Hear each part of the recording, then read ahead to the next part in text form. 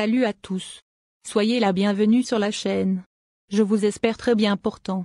Ici ça va. Les amis, on va faire le pronostic quintet de ce vendredi.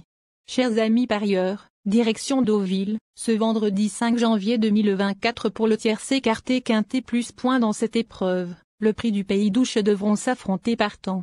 La course sera disputée sur 2500 mètres, et dotée de 53 000 €. C'est la Réunion 1, course 7.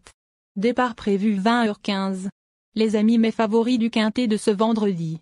Ma base solide du quintet. Numéro 3. Après convaincant succès au niveau handicap, cet attentiste a prouvé qu'il restait compétitif malgré les surcharges. Il a repris de la fraîcheur et retrouve ici une piste qu'il adore. À l'issue d'un parcours sans encombre, sa place est à l'arrivée. Mon coup de cœur. Numéro 4.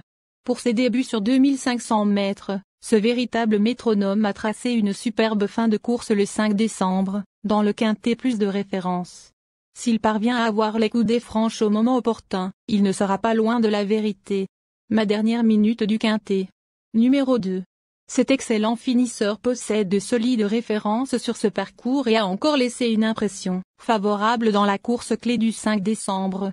Très compétitif à cette valeur, il fait logiquement partie des candidats au podium. Le bon tuyau du quintet. Numéro 12. Pris en note dans l'épreuve clé du 5 décembre, ce fils de Sarac a confirmé sa montée en puissance 9 jours plus tard, dans un événement pour Steyer, 4e.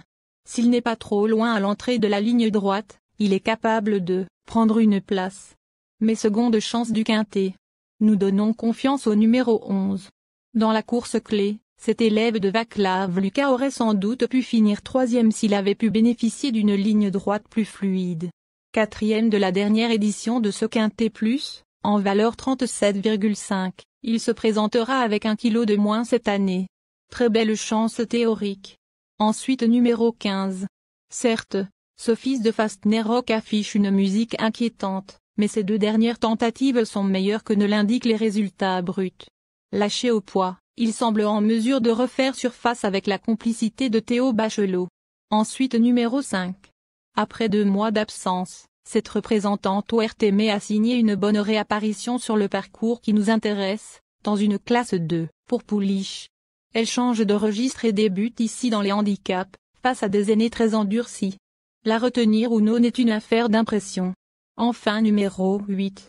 Excellent deuxième de l'événement du 16 novembre, sur ce parcours. Ce protégé du footballeur Javier Pastor nous a ensuite un peu déçus dans la course clé, 13e, même s'il n'a pu bénéficier d'un déroulement optimal. S'il fournit sa meilleure valeur, il a son mot à dire.